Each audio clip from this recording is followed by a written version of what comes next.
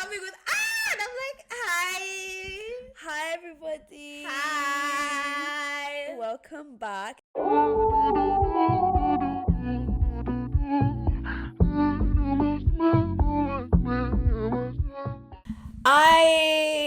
I think the interesting thing about us filming now is that we're catching people up more into like real time, whereas a lot of the episodes you've been watching up until this point were like pre-recorded. Yeah. Whereas the time lapse between like when we record this one and when you actually see it is going to be small. I've been good. This week has been fantastic. I have no complaints. I've been sleeping, been resting. I finally went back to the gym. It was only one day because, my period started and then that really just wraps things up gym-wise. But, I still went. I had a reunion with the Stairmaster. Yeah, I have no complaints. I've started to rest and recover from the chaos that was May. And how are you, darling? I'm good. May was crazy. She knows. Graduation month. Everyone from London traveled down. We're from San Francisco, from Boston, from Los Angeles. Everyone was here. Were we supposed to do a graduation party for you in this episode? It's okay. Do you have your graduation hat? I do. One moment. 2 hours later.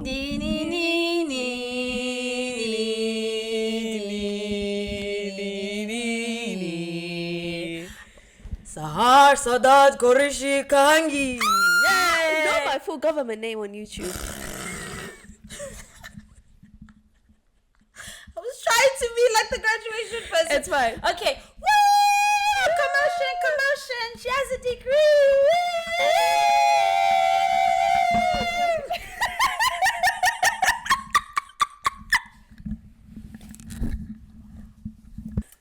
Anyways, congratulations to Musa. Everybody say congratulations in the comment to my friend. If you don't say congratulations, you're very mean.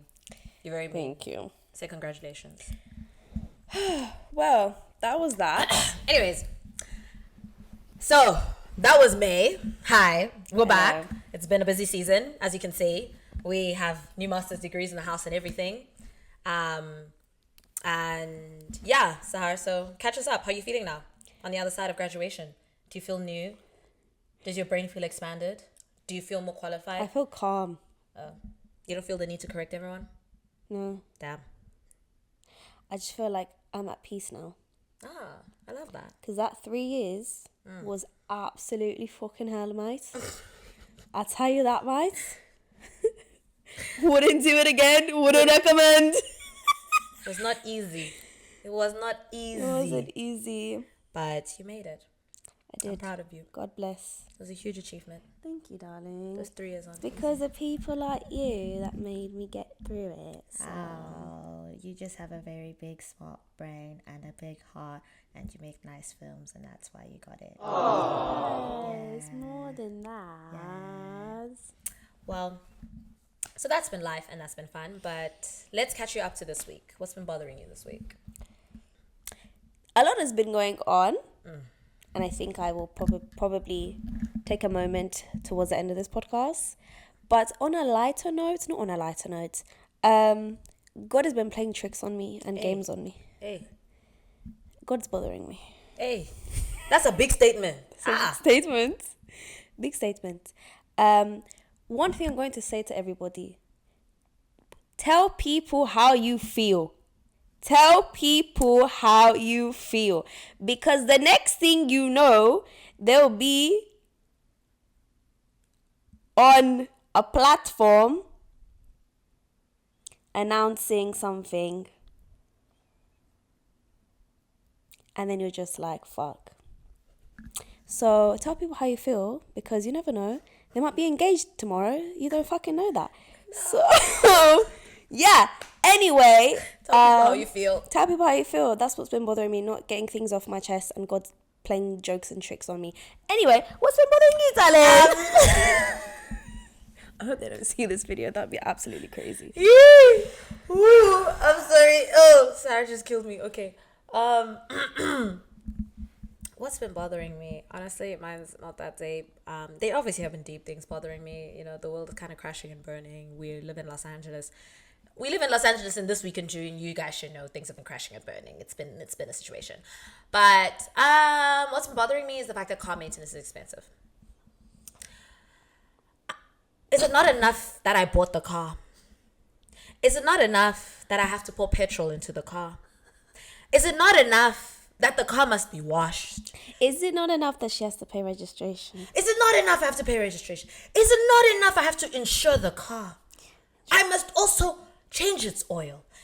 Rotate the tires. Why don't the tires rotate when you drive? They're rotating anyway. Hey. So why when we go to maintenance, why do they need to rotate the tires? Hey, and I actually want to watch them. Next time they do car maintenance, I'm gonna sit there and watch. I want to see where is my $300 going. Yeah. What are you guys doing? I bet they just open and close the boot. And they tell us, 4-point inspection. What are you inspecting? 4 points. 4 points is them walking around the car. That's it. I'm so sorry for anyone who actually does car maintenance and you do actually do stuff that might be quite offensive.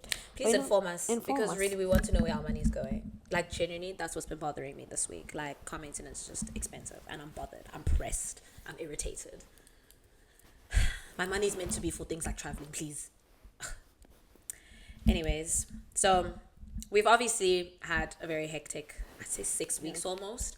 And, Sahar's just graduated. I have not graduated, but I'm going through my own changes related to like career and stuff. And we've gone through different transitions and change. I think the thing about being international students is really like once you graduate, anything's game. Anything can happen.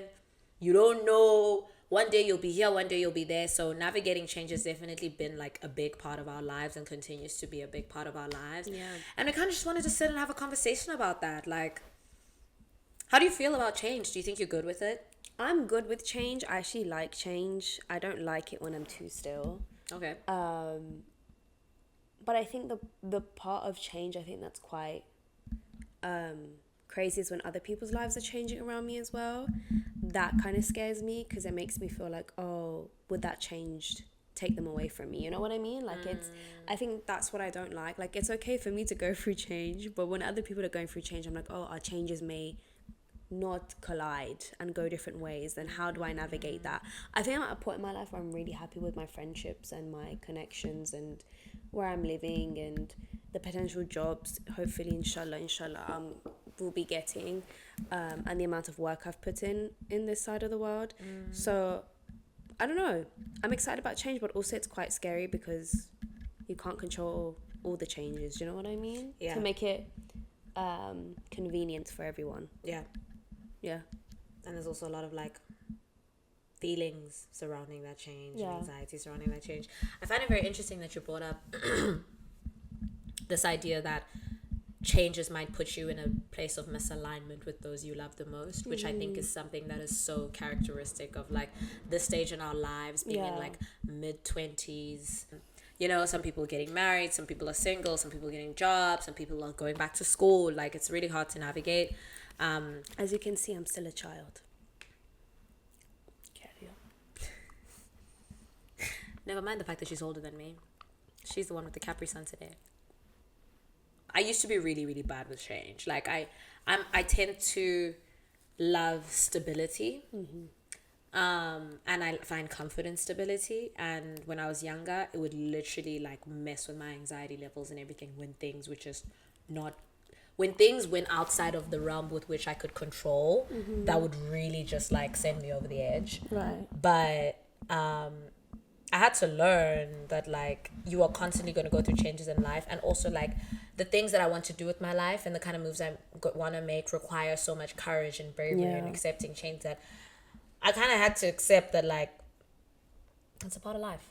It's a part of life. It's a part of life. So between like conversations with my parents, conversations with therapists, conversations with friends and myself, I kind of just learned that it's really and truly a part of life. When you say change, do you mean like things that you hadn't planned for, or just in general, even the things that you've planned for? Both. That's interesting, because I always feel like I always thought that you don't mind change as long as you've planned for it.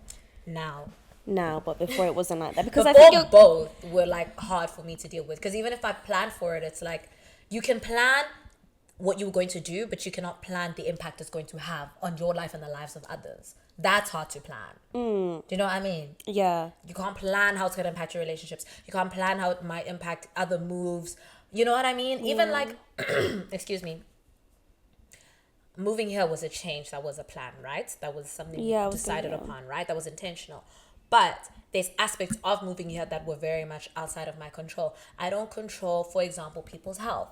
So a huge point of anxiety for me is like, oh my gosh, what if at the point in time I'm able to move back home, things aren't the same? The people who I love and care about aren't in the same condition. They aren't there. Do you know what I mean? Like, that is something outside of my control, even though it's part of a change that was within my control. Do you know what I mean? And that kind of stuff used to really just like play on me a lot. But I guess there's a reason also why, like, you guys can't really see it, but on my wrist here, I have H11:1, which stands for Hebrews 11 verse 1, which is one of my favorite Bible verses. And I got it tattooed somewhere where I can constantly look at on purpose, because the verse itself says, faith is the substance of things hoped for and the evidence of things not seen. And so I had to constantly remind myself that if I say that I'm a person of faith and I've grown up in this way and I believe this way, then I ought to surrender things that are outside of my control. And I think that's also what's helped me navigate change, is realize that like you actually can't be in control. It's borderline sinful for you to try And be in control. So just like surrender. Yeah. But surrendering, which is interesting, like when you say surrendering, I also like think about stillness. And I feel like, wow, stillness is such a hard thing to do, because like you said, it's like, from the verse you said, unfortunately, we're in the human world where you don't see the evidence and you don't see the future or the light at the end of the tunnel from this distance. You just got to keep walking in the dark and just know that it's going to be on the other side. Which is, and in that comes with stillness from within. And I think that's so difficult. So I'm proud of you for like working on that. Because to me, it seems like you handle it very well. Thank you. Yeah. What has going through different changes in life taught you about yourself? That I'm capable. That's like, that like sometimes you think you can't do it, but then you actually can. And I think I underestimate myself. And it's interesting, you know, I think in general as humans, we underestimate ourselves or get scared, and we tell ourselves like, oh, we won't be able to do this, we won't be able to get here. And a lot of the times, a lot of people feed into anxiety. Like before I came to America, I remember one of my siblings was just like, do you think you'll be able to handle it? And I think that also was like quite anxiety feeding. And like I was like, oh my God, would I? And then I look back now and I'm like, rah, I did all of that probably in the most hardest circumstances as well, with regards to everything going on in Iran in my first year, and then navigating and starting from zero to make a good impression in my second year, to third year getting through like making another good film just so I can still keep up my, you know, like the way people look at me and the way people look at my filmmaking and everything like that, and just being who I am, being who we are and stuff. So it was just like, not everyone could do stuff like that. And I think my mum always says sometimes, she's just like, maybe if you became a doctor, it would have been easier. Like sometimes I wish, obviously like there's no such thing as a super easy career. Yeah. But sometimes I wish, like I look at my friends who do things like law or accounting, things that are like structured, yes, that's what I'm looking for. Things that are more structured, things that I have a formula of how to achieve certain things. Yes, and like exactly. You do this and then you do this and then you do this, and once you've made it at this point, you've made it. Very, very difficult things to achieve, but you know what the goal is. Exactly. And you know what the standards you need to meet is. 100%. Do you know what I mean?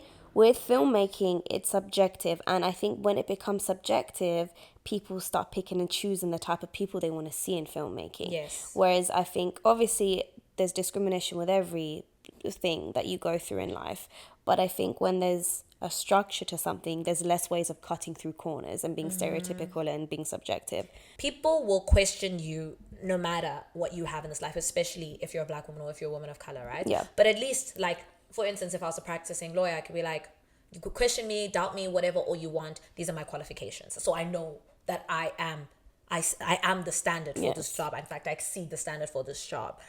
the equivalent of that in filmmaking is really hard until you have reached such heights of like getting an Academy Award or getting all these forms of recognition, which by the way is even harder to try, I guess, aspire to, because those like governing bodies that assign these awards to people, we know the biases they have, we know the kinds of films and the stuff that they consider. So it's like, so if we can't use that as an indication that like we have succeeded, right? So if we can't make that our measure, it becomes even more difficult to be like, you kind of just have to define the success for yourself, I guess is what I'm trying to get to. No. You have to define it for yourself, and when you start doing that, it then becomes subjective, and then, you know what I mean? That's what makes it hard for us in the process of what we're going through. So like you constantly feel like, am I doing enough? What am I proving myself against? What is the goalpost? Exactly. And it's constantly moving. And that's the problem. And I think that's why I think I handle it better than I did before, but I had to go through the uncomfortable. Am I going to be able to handle it? To know now that I can handle it. However, I am quite comfortable now. So do I want changes again? Major changes? I don't know. Because now, but the thing is, this is a problem, right? Change for me has always been, I've always prioritized my career. I've always prioritized my work, my studies, my education, my family, my friends. One thing in my life that I have never prioritized is relationships. And when I say relationships, I mean dating. Soulmate vibes, love of your life. Never prioritized it. I thought it would just show up at my door and I didn't have to make changes for that or organize things for that. But you have to. And I'm learning that now. So I think changes, maybe that might throw me off and scare me and probably put me back to where I was. I'm like, am I going to be able to handle this? Is finding that human being that's supposed to be part of your life. Because I'm okay with managing other changes that I'm used to navigating, but this one is a new thing. So it's like, okay, if I get into a relationship, how the fuck do I navigate that and those changes, you know? And the thing is, that's a very unpredictable change to try and navigate, because it's you and someone else's life. You know what I mean? Like, I need to drink this. Hang on.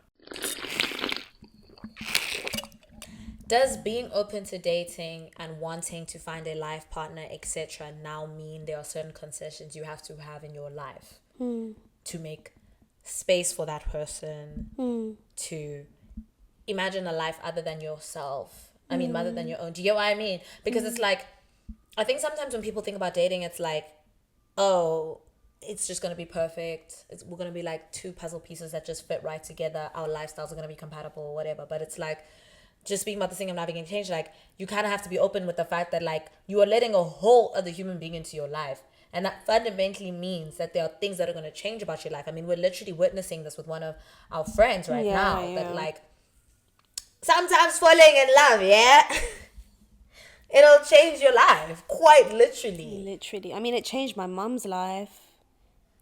It changed a lot of my family members' life. So it's like I've always seen it. Like, do you know what I mean? So it's quite scary, I think. Damn. Best not be a man. What? Oh, you mean for you? Yeah, sorry. Damn, imagine changing my life for a man. Ugh.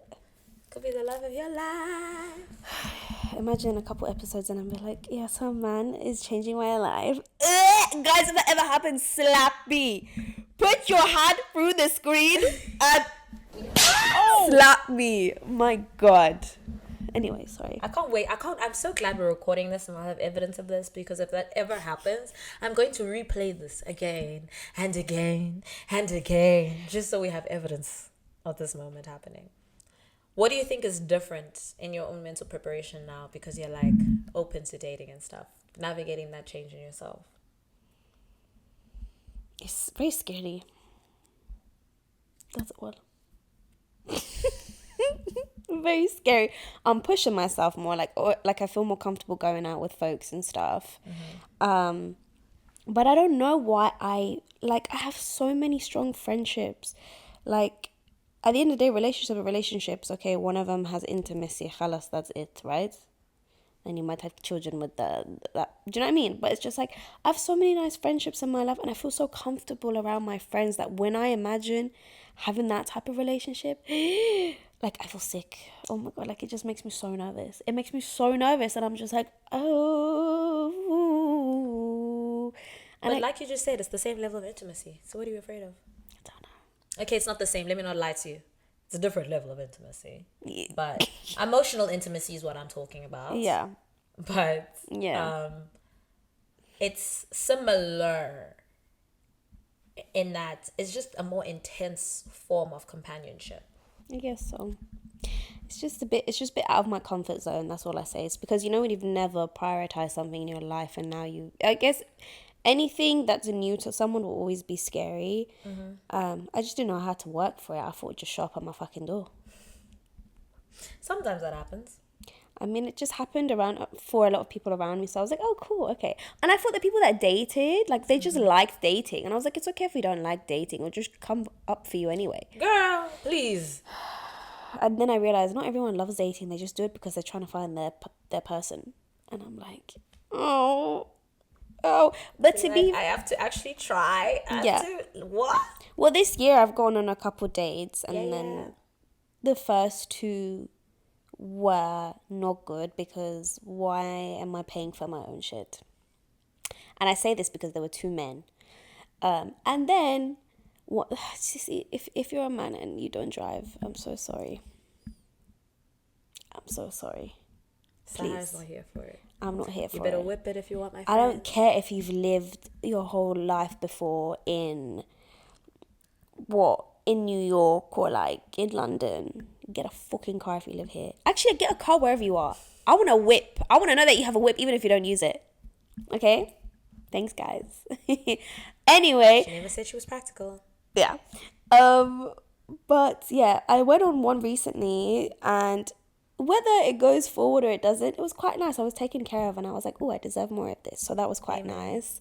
But yeah, I'm just trying to explore right now and see what's going on. And then I think with the changes, I'll just take them slowly and take them bit by bit. I will use the people around me that I love to like ask what I should do and how I should navigate it. Like, thankfully, alhamdulillah, like I have a lot of friends around me and family members around me who've known how to go through relationships and navigate them and how that applies to life and changes. So I think having so many amazing people around me will help me navigate that once I'm in that position. But I guess it's just going to be scary whether I like it or not, to be honest. So, That part. yeah. You gotta feel the fear and do it anyways. So, is that something you also feel anxious about, or is that just me? Or do you relate to it a little bit? What exactly are you asking me? Just like, because I've always like, obviously change is anxiety inducing, like with regards to work and just like education and friendships and family and countries and blah, blah, blah. But do you also add in relationships into that because you've navigated that longer than I have? Like that type of relationship. Like, does it make me anxious? Yeah. No. I'm ready to find the love of my life. She ready to leave me. Relax. But honestly, I don't have a lot of anxiety surrounding dating. I think, I was thinking about this. I watched a TikTok earlier, I think a couple of days ago, and this girl was speaking about how she didn't really start dating until she was in university. She's an African woman as well. She just didn't date that much when she was younger. And then, she didn't date that much when she was younger. And then she was speaking about, I guess, the rewards that she's reaped from experiencing the perils and the joys of dating in adulthood rather than in teenagehood. And I kind of had a similar experience in terms of I had pretty strict parents. Like, no dating was happening in my teenage life. Until I went to university was really when my dating started, and then like it has continued in adulthood. And I think that's helped me because by the time I started dating, I was still young, definitely, but I was old enough to have a firm understanding of like who I am and what I want out of life to some degree. Obviously, these things are constantly evolving, right? And then I think the more dating experiences I've had, the more confidence it has given me in navigating dating. Like, I have a very low tolerance for bull. Like, we have this phrase in South Africa called begezellaing. I'm not a begazella hand. Begazella is to withstand hardship just for the sake of being in a relationship. Or to begazella, the word itself just means to withstand hardship, right?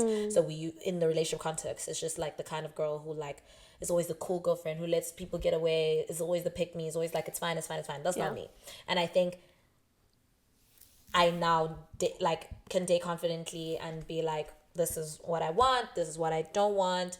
But I'm also like well versed enough in being considerate of another person and understanding that like it is a partnership, you know what I mean? And when I say that, I'm like, oh, like I'd love to find someone to do life with and everything, like I don't say these things lightly, because I have a good understanding of how much giving and taking that requires. Do you know what I mean? Yeah. So to answer your question, no, I don't think dating for me is a point of anxiety Yeah. at all. It is just a life change to consider, because it's like, this is something I'm grappling with now, I think.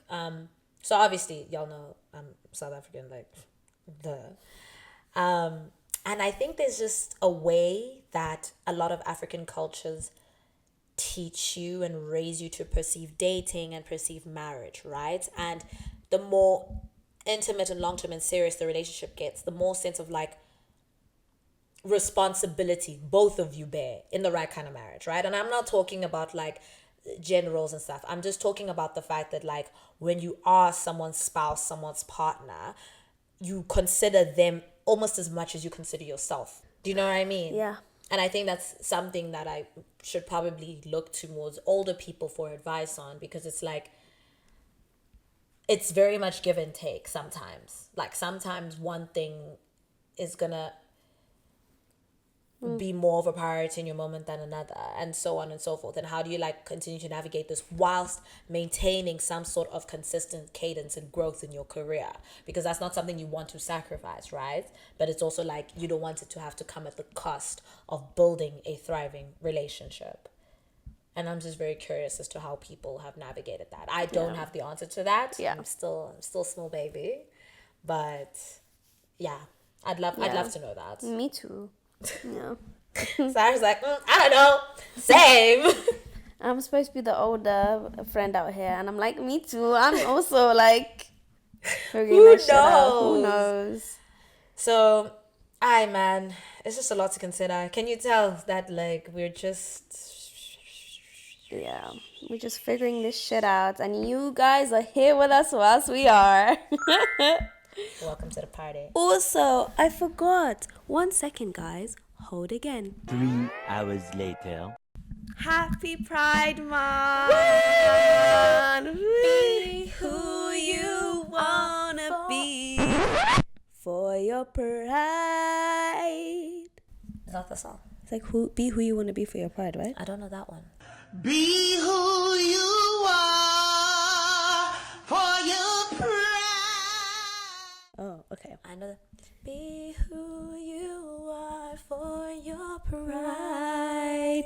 Your brother could be LGBTQ. Yeah. Your sister could be LGBTQ. Yeah. Your plumber could be LGBTQ. Yeah. Your doctor could be LGBTQ. I love that song so much. I love it so We've much. come back with chaos. That's actually Yes. what we've come back with. We've come back with chaos. Right.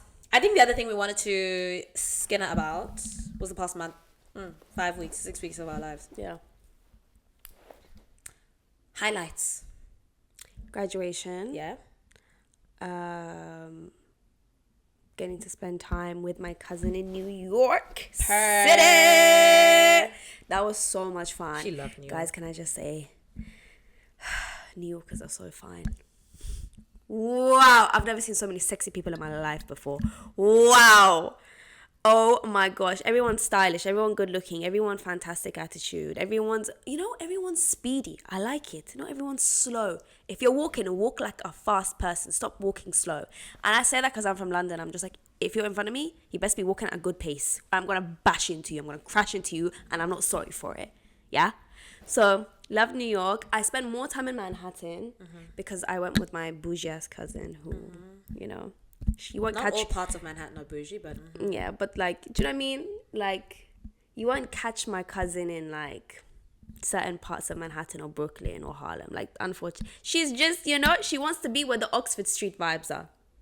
Fair enough. But for me, I really wish I got to explore Brooklyn more, especially because twice we went there and it was like restaurant reservations that we had for like one of the best like Iranian restaurants in New York, and the food was so good. Like I would recommend it to someone who's never tried Iranian food either. Like if you just want good food, go to Sofre in Brooklyn, or go to what was the other one, Aval. I loved Sofre though because they did Southern Iranian food and I'm Southern Iranian, so those were my highlights. Lovely. Also, Low lights. wait, I'm not even done with the high. Oh, Got a coffee machine. Shout out. She's obsessed. So basically, the coffee machine was for damages, for emotional damages caused by my family whilst they were here. So I love my family for getting us a coffee machine. And then my auntie got me a fucking Dyson. You guys see? you see the material? You see the material? Yeah, you see the bounce? Purr. Yeah. Dyson. Anyway, That's the bounce Rema was talking about. yeah. Oh wait, no, that was Beyonce. Sorry. I said Rema. I said Ba-dum, Rema. ba-dum, Badum, badum, badum, badum, badum, badum, badum, badum, badum, badum, badum.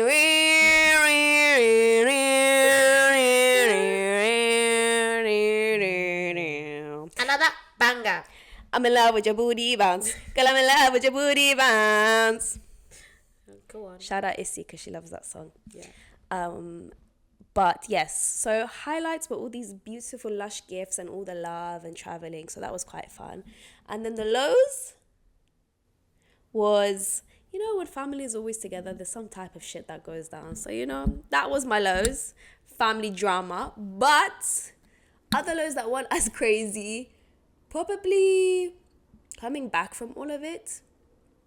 But thankfully, I was quite peaceful. Like, I wasn't too depressed. I was more peaceful because I came home to her and she was home. But yeah, I think maybe the lows were probably realizing that so much change is going to happen. And hence the topic of this episode. Change. There you go. But yeah, what about you, darling?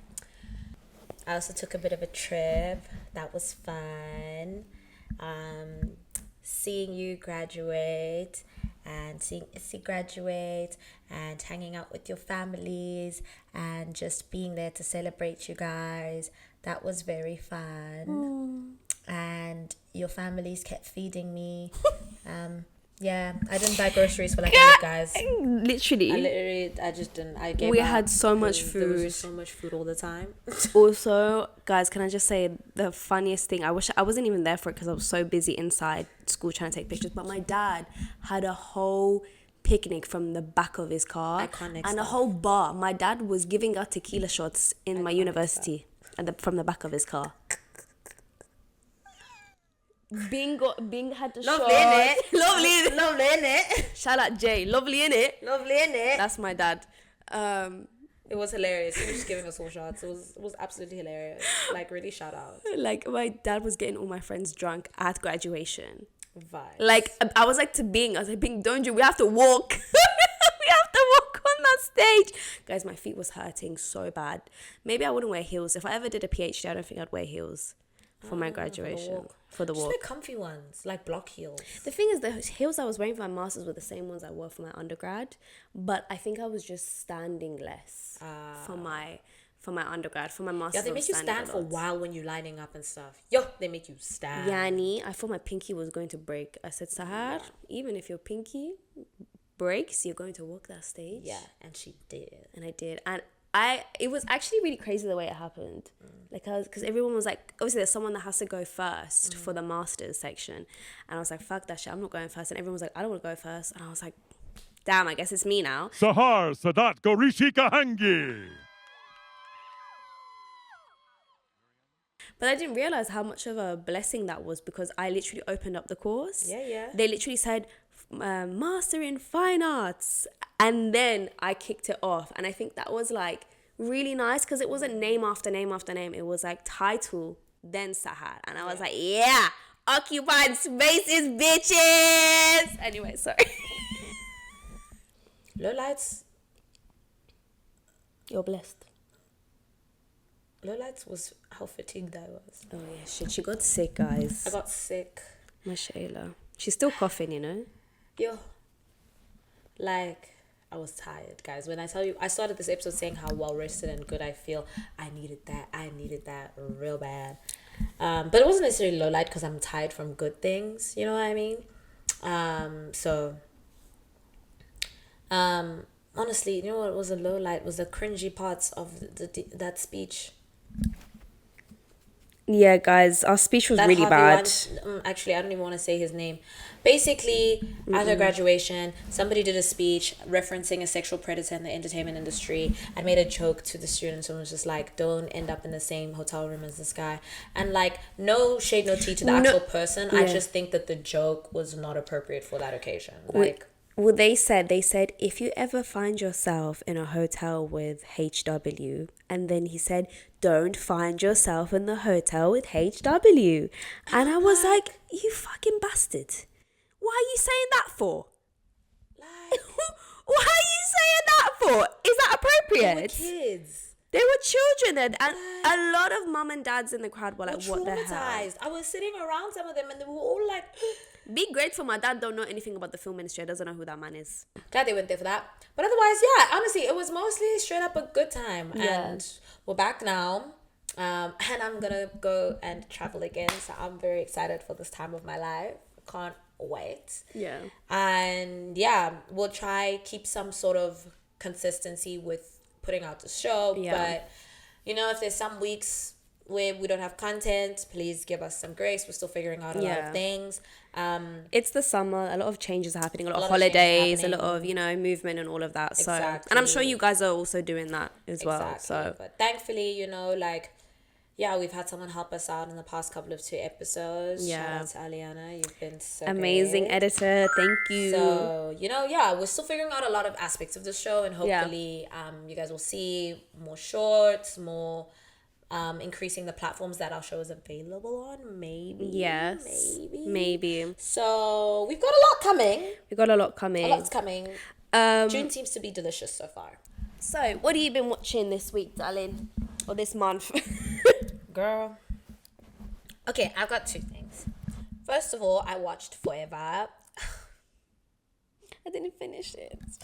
It was so cute, guys. I loved it. I really did love it. I hope we get to see more and more content. Like, we don't have a lot of like YA young adult, like love stories set in teenagehood that star like Black kids, you know what I mean? And like fully allowed them to be all versions of themselves and be the main characters, and like, I love them. And it was so interesting for me because I was seeing a lot of my friends who are obviously adults find similarities and certain things that they went through in their relationships, whether in teenagehood or adulthood, and the couple that was starring in Forever. So it was just very beautiful, very heartwarming.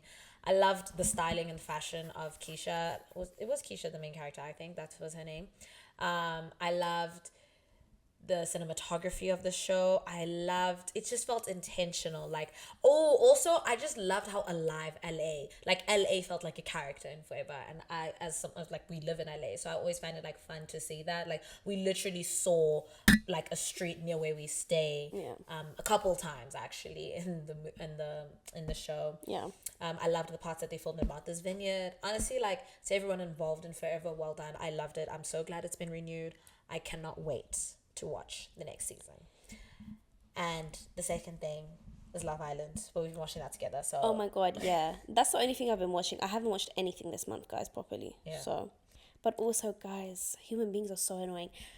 Again, you know how I was talking about dogs? You know, small dogs like to bark the loudest? You know how I said that? Comes with short men as well. When you're a short man with your own name tattooed on your back, trust you're going to bark and you're going to scream like a little bitch. Yeah? Someone come get Ace off this show. He's pissing me off. Oh, who gave him confidence? If I had the confidence of a short man, I would rule this I world. won't lie. I'm willing to take Ace for way more episodes than Austin. I need Austin to get off my screen. I'm tired. Austin, you don't even need to say his I'm name. That one tired. obviously I has want to him go. off right now. The minute they let us vote, I'm kicking him. Yeah, I'm kicking him out of off. there. I'm sick of him, and I'm sick of my girl Shelly pretending that she likes him. Who does she think she's fooling? Shelly, I'm so sure. Who are you fooling, my sister? Austin. We know you don't like him, so who are you fooling? Listen, Shelly. Be who you are. Listen, Shelly, I'm telling you, fuck Ace, fuck Austin. Of course you don't like Austin. We all know you don't like Austin. But Ace, man, is red walking flag, okay? But what flag you need is this flag. I need the producers to bring a baddie in for Shelly. Guys, we need Shelly Quill. and Sierra. Oh my God. Shelly and Sierra, let's make that happen. Let's make that happen. Guys. Nick will figure out his life. But guys, please. So if next week we come back and the thing we've watched is still Love Island, just understand. Just understand That's that's all how we're good that's watching. going to be. That's okay? what's- And that's that's what's happening. every night, okay? Except 2 days. A week, guys. Yeah. So twice a week. So basically what? Like, 5 times a week. 5 times a We're watching week? Love Island. Can you imagine? that's a lot. And some of the episodes are like an hour. Then- What else are we gonna watch? We might go to the cinema. We might go to the cinema here and there. But that is going to be yeah. But you know, that brings us to the end of another episode. Happy summer, happy Pride, Yeah. happy Juneteenth. Yes. Yes. Wait, is this gonna go out? This actually might go out like When? on June. No, Juneteenth is 19th, right? Yeah. Next Okay. week's 19th. So just happy June in general, okay? Yeah, happy have a good June. one. Happy Youth Day to all my South Africans. Oh yes, happy Youth Day. Have to do our annual rewatch of Sarafina. Yes. I know we're all like talking all fans, happy June and everything like that. And I know this episode is going to stretch out a little bit, so apologies to our editor. But just wanted to say a lot of crazy shit is happening in the world. A lot of painful shit is happening. A lot of pain-filling shit is happening in the world. And if you're someone who doesn't really get political, I always used to say that being Middle Eastern and being a minority, your existence is inherently political because they don't want you to exist, right? Your existence is radical because you're not supposed to be here, but you are.